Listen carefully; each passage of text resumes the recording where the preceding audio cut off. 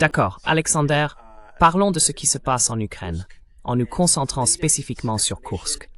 La dernière explication du gouvernement Zelensky concernant leurs actions à Koursk est qu'ils consolident leurs gains. Ils ont fait exploser 3 ponts.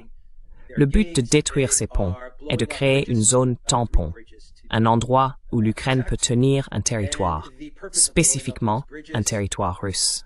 Ils visent à utiliser la capture de ce territoire pour faire pression sur la Russie afin de la pousser à négocier ou à capituler.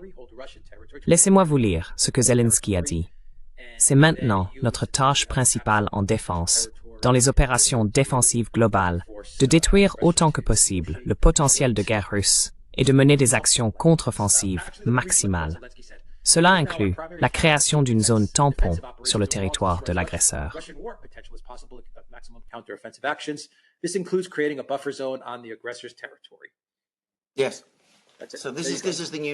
Oui, c'est la nouvelle justification.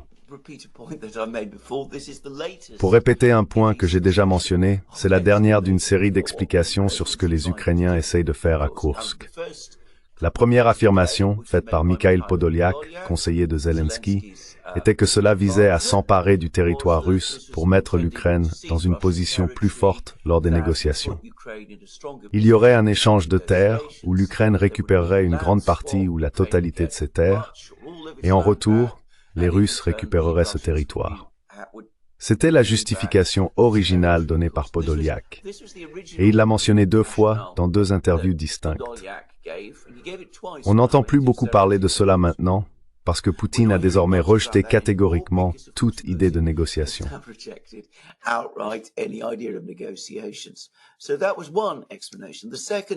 C'était donc une explication. La deuxième explication était qu'il faisait cela pour amener les Russes à détourner leurs troupes du Donbass. Dans le Donbass, les Russes mènent une offensive massive. Ils s'approchent de Pokrovsk et prennent d'assaut Toretsk. À l'heure où nous parlons, il y a d'autres nouvelles selon lesquelles ils progressent dans la région de Kupiansk et y font également des progrès significatifs. L'idée était de faire transférer les troupes russes de la partie du front de bataille où l'Ukraine perd pour essayer de retenir les Ukrainiens à Koursk. Cependant, cela ne s'est pas produit. Il n'y a aucun signe ou preuve que les Russes aient déplacé ne serait-ce qu'un seul soldat. That the Russians have moved so much as a single man. I want to say this because, in fact, je veux clarifier cela parce que un des officiers russes dans la région de Koursk, Apti Alodinov, un officier tchétchène, a fourni des informations sur les unités militaires russes actuellement engagées contre les Ukrainiens à Koursk. La seule unité participant activement au combat à Koursk était la sienne, les forces spéciales Akhmat. Elles ont été retirées des lignes de front il y a quelques semaines. De plus, la 810e brigade de marine a également été retirée des lignes de front. Cependant, ce retrait a eu lieu avant le lancement de l'offensive ukrainienne. Ces 2 forces ont été rapatriées en Russie, possiblement pour rééquipement ou pour d'autres raisons. Withdrawn back to Russia, perhaps a refit, perhaps for any kind of other reasons. You can speculate about the reasons. But anyway, vous pouvez spéculer sur les raisons. Cependant, depuis le début de l'opération de Koursk, il n'y a aucune preuve que les Russes aient déplacé un seul soldat du Donbass vers Koursk. La nouvelle explication que nous entendons maintenant est que tout cela vise à créer une zone tampon. Cette idée est ridicule. C'est une zone tampon contrôlant seulement quelques villages. Les Ukrainiens affirment qu'il s'agit de 80 villages, tandis que les Russes disent que c'est 40.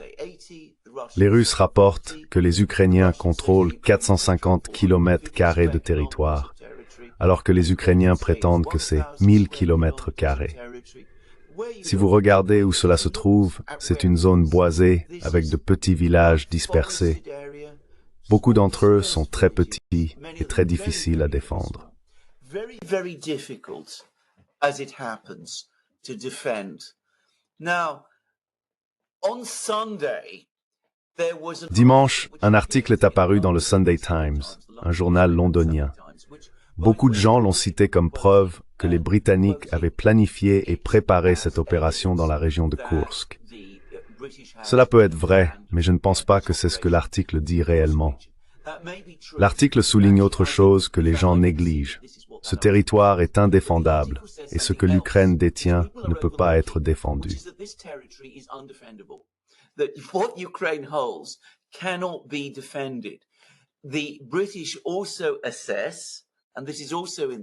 Les Britanniques estiment également, comme mentionné dans l'article, qu'il y aura une contre-offensive russe dans cette région. On s'attend à ce que des troupes soient amenées dans cette région depuis l'intérieur de la Russie vers le début ou la fin octobre. De nombreux soldats russes ont été envoyés en permission pendant l'été. Ils devraient commencer à rejoindre leur régiment en septembre et octobre. On suppose que 200 000 soldats reviendront pour lancer une attaque en octobre. C'est l'évaluation britannique, telle que rapportée dans le Sunday Times. L'Ukraine ne peut pas tenir ses positions. Ukraine cannot hold these positions. So what it is trying to do is Ce qu'il essaie de faire, c'est d'étendre sa tête de pont et de prendre le contrôle de certains villages. Ces villages peuvent ensuite être fortifiés pour créer une position plus forte sur le territoire russe qui peut effectivement être défendu. Selon les Britanniques, ce qu'ils contrôlent actuellement est fondamentalement indéfendable. Il y a une discussion intéressante à ce sujet dans Redovka, un journal russe. Il mentionne la nécessité de renforcer cette zone en sécurisant des emplacements importants. C'est de cela qu'il s'agit dans les attaques sur ces ponts. Il est également question d'une autre poussée ukrainienne dans une autre zone de la région de Kursk.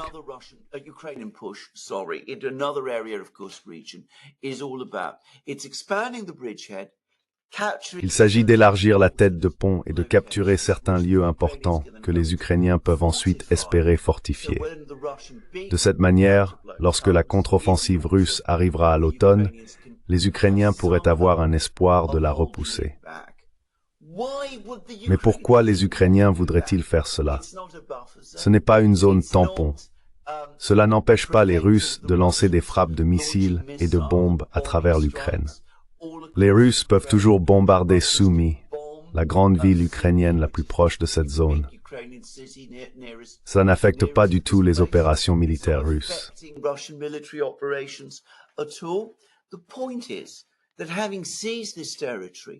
Zelensky cannot face the enormous prestige loss of withdrawing. Face à l'énorme perte de prestige que représenterait un retrait, il ne peut pas reculer. Il doit donc dépenser plus d'équipements et déployer plus de personnes. Il doit investir davantage pour essayer de l'agrandir, de le rendre plus défendable et de le sécuriser. Pendant ce temps, il y a des rapports indiquant que bien que les Russes ne retirent pas de troupes du Donbass, les Ukrainiens continuent de le faire. J'ai lu un rapport ce matin, certes d'une source russe, affirmant que les Ukrainiens viennent de transférer plus de troupes vétérans de la direction de Pokrovsk, où ils font face à une crise massive, vers Kursk. Cette zone devient maintenant la priorité. Tout le reste est sacrifié pour maintenir cette tête de pont sur le territoire russe, même si la raison d'être de celle-ci a disparu. The rationale for it has gone.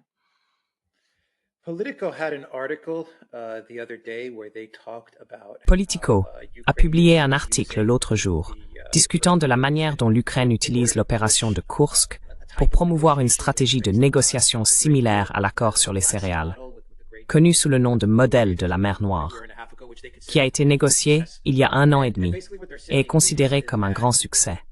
Il suggère que dans ce format, l'Ukraine n'aurait pas à négocier directement avec la Russie.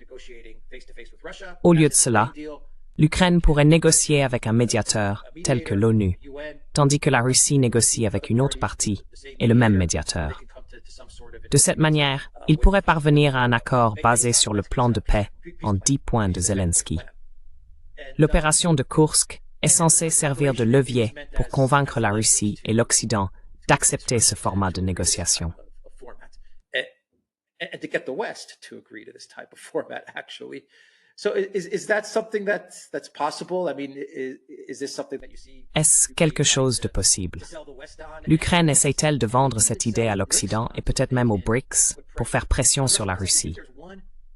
Si nous avons identifié un point faible de la Russie dans le conflit ukrainien, c'est que la Chine et les BRICS peuvent exercer beaucoup d'influence sur la Russie. Ils peuvent amener Poutine à ralentir les choses ou à changer ses plans. Il est clair maintenant qu'il existe un type de levier Chine-BRICS que l'Ukraine a cherché à exploiter à son avantage. Il semble que le gouvernement russe ait accommodé l'influence des BRICS de la Chine à son désavantage. Yes. To their disadvantage, Well, I would say. Oh, absolutely. I would agree with that.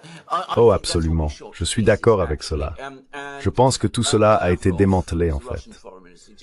Lavrov, le ministre russe des Affaires étrangères, a récemment donné une interview où il a discuté de ce sujet précis. Il a déclaré qu'il n'y aurait pas de discussion du tout.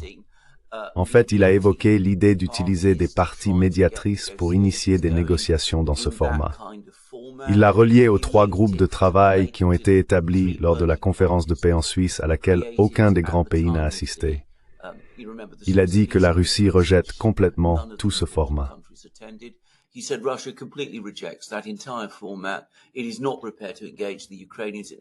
Il n'est pas prêt à engager les Ukrainiens dans quelque négociation que ce soit pour le moment. En ce qui concerne les Russes, toute cette question est morte.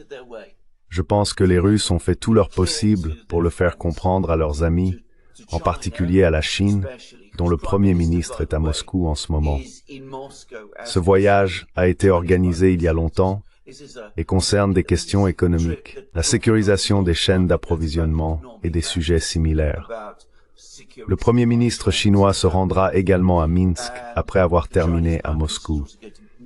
Je pense que les Russes feront très clairement comprendre à tous leurs amis qu'ils ont fait tout ce qu'ils pouvaient.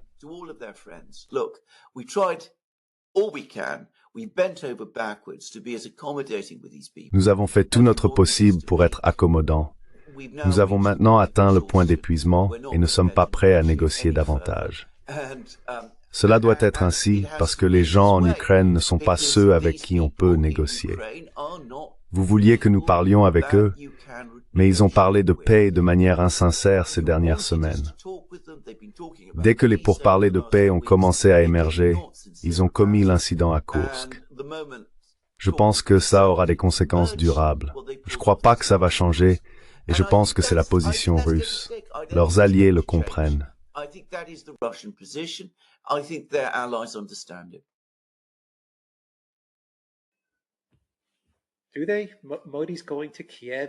Le font-ils?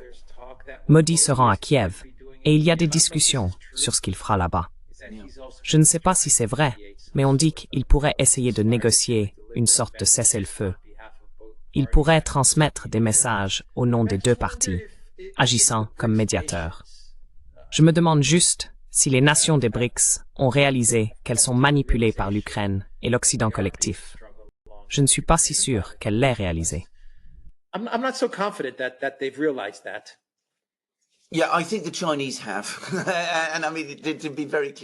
Oui, je pense que les Chinois l'ont compris. Pour être très clair, la Chine est un acteur bien plus important dans cette situation que l'Inde. L'Inde a une certaine influence, et Modi a une relation personnelle forte avec Poutine. Mais en fin de compte, le pays qui compte le plus pour les Russes est la Chine, pas l'Inde. Maintenant, Modi se rend à Kiev. À mon avis, la raison de sa visite est très simple. Il est sous beaucoup de pression de la part des Américains. Il y a eu un coup d'État au Bangladesh et il a été accusé d'être impliqué dans l'assassinat d'activistes sikhs au Canada. Il a fait face à des critiques, surtout lors de l'élection en Inde.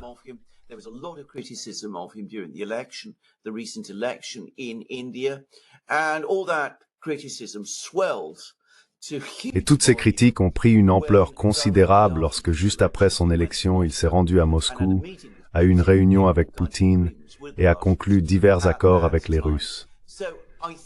Donc je pense que ce que Modi cherche désespérément, c'est un certain degré de couverture diplomatique. Les Américains et les Ukrainiens, entre autres, ont déclaré que l'Inde s'alignait avec la Russie contre l'Ukraine. Il essaie depuis le début de ce conflit d'éviter cette apparence. Il a donc décidé qu'il devait équilibrer cela en se rendant à Kiev. Remarquez qu'il ne va pas seulement à Kiev, il se rend également en Pologne. dans ces deux pays, il discutera probablement de propositions de paix et de sujets similaires. Cependant, je ne pense pas que les Russes soient intéressés et je doute qu'ils prennent au sérieux les propositions de médiation des Indiens, même si elles se présentent.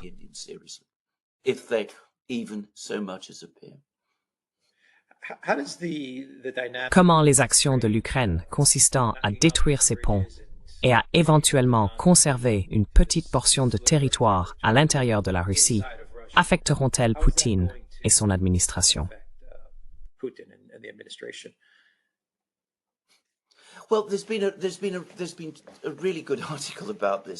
Il y a eu un très bon article à ce sujet par un ancien analyste principal de la CIA, George Beebe, qui était le directeur des affaires russes à la CIA. Son point de vue est que cette situation va renforcer le gouvernement russe et le rendre encore plus déterminé à aller jusqu'au bout. Je pense que c'est exactement ce qui va se passer. Je ne pense pas que cela affaiblira Moscou. Au contraire, cela renforcera sa détermination. Les Russes n'ont jamais été très enclins aux négociations de toute façon. En ce moment, ils pensent probablement que cette opération de Kursk joue en leur faveur, car elle leur enlève une partie de la pression pour engager des négociations avec les Ukrainiens.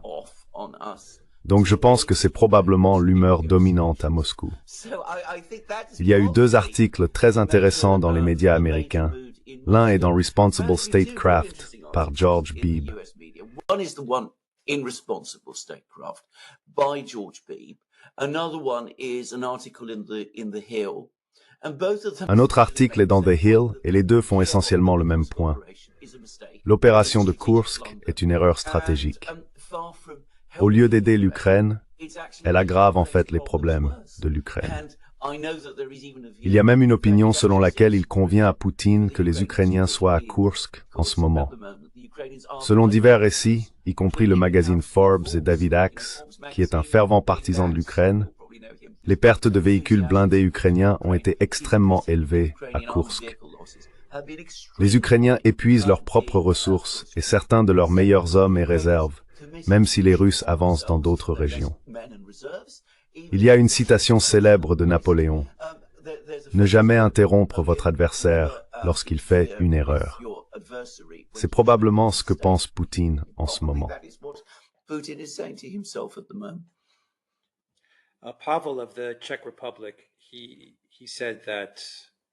Pavel de la République tchèque a mentionné que l'Ukraine pourrait potentiellement rejoindre l'OTAN, même s'il y a un conflit territorial, tant qu'il y a une démarcation claire ou une frontière gelée.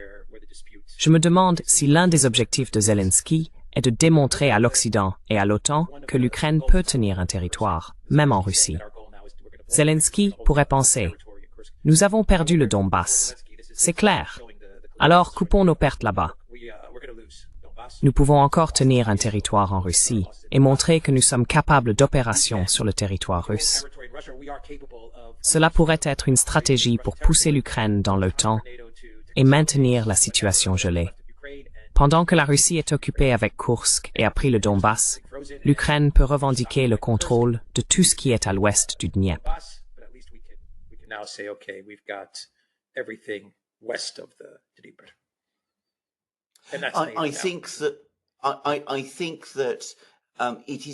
Je pense qu'il est inconcevable que même les États-Unis, même l'administration Biden, acceptent que l'Ukraine rejoigne l'OTAN alors qu'elle occupe une partie du territoire russe d'avant 2014. Je ne pense tout simplement pas que cela va se produire. Si vous vouliez une négociation, vous devez considérer que les Russes doivent y consentir. Les Russes ont clairement indiqué qu'ils n'accepteraient pas cela. Pour eux, l'entrée de l'Ukraine dans l'OTAN sous quelque forme que ce soit est une ligne rouge absolue. Cette incursion ne fera que renforcer leur position.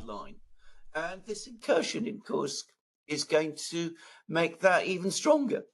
And from Putin's point of view, again, du point de vue de Poutine, le commentaire de Pavel est en fait utile.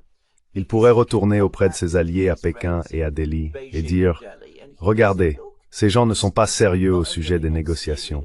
Leur objectif ultime n'a pas changé. » Pour la Russie, ce n'était jamais juste une guerre de territoire. C'était une question de sécurité, notre sécurité, la sécurité de notre peuple dans le Donbass et la sécurité de notre frontière occidentale. Ils veulent toujours étendre l'OTAN vers l'Est, ce qui est la raison ultime de toute cette guerre. Je pense que c'est ce que Poutine va dire, et Pavel vient de lui fournir des preuves pour soutenir cette affirmation.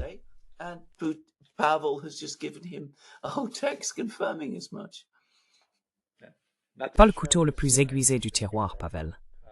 Non, il ne l'est pas, en fait. Je veux dire, nous avons vu cela avec l'affaire des obus d'artillerie, ce qui est quelque chose que vous remarquez que personne n'en parle plus. Oui, ils ont complètement oublié toute la question de l'artillerie. Ils ne semblent plus se soucier beaucoup de la question des armes. C'est pourquoi je pense cela. Non, Il semble qu'ils essayent de trouver un moyen d'établir une limite et de créer une stratégie de sortie qui inclut une forme de victoire ukrainienne. Ils ne parlent pas de l'artillerie ou de la production d'obus. Rien de tout cela. si vous retournez à cet article dans le Sunday Times, qui a suscité beaucoup de discussions, je pense que les gens l'interprètent mal. C'est pas vraiment à propos de l'opération Cusco. Il s'agit principalement des Britanniques essayant de persuader leurs alliés de permettre aux Ukrainiens d'utiliser des missiles Storm Shadow pour attaquer les bases aériennes russes. C'est le principal objectif. Cependant, si vous le lisez attentivement, vous pouvez également voir une reconnaissance réticente que la capacité de l'Occident à continuer de fournir à l'Ukraine du matériel militaire est presque épuisée.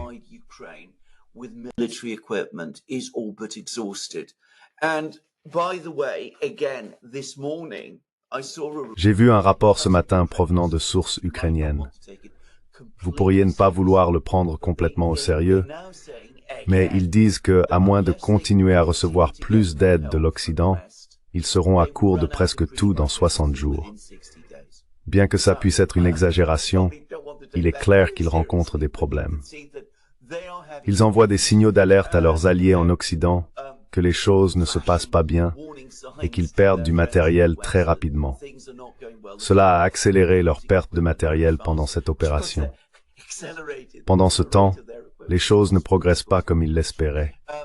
Si cela continue, tout pourrait commencer à s'effondrer dans 2 mois.